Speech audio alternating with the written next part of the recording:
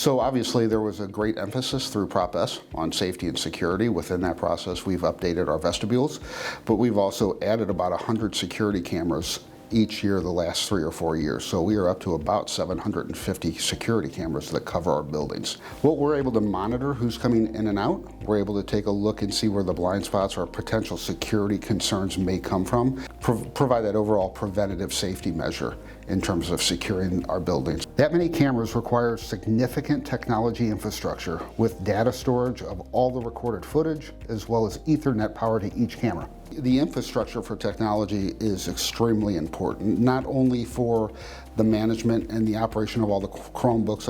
We have thousands of different computer devices and networks and switches that we have to maintain. A lot of it comes down to bandwidth. We've got more students, we've got higher student density, and we need those access points in order to make the classrooms more mobile and bring them up to date with current trends in technology. So if you think of the classrooms of the past as kind of students sitting in rows and staring at a teacher at the front, that doesn't really work anymore. And we need the ability to have students work in centers, work in groups, and move around as they learn and collaborate. And that can't happen without the ability to have all of that underlying infrastructure.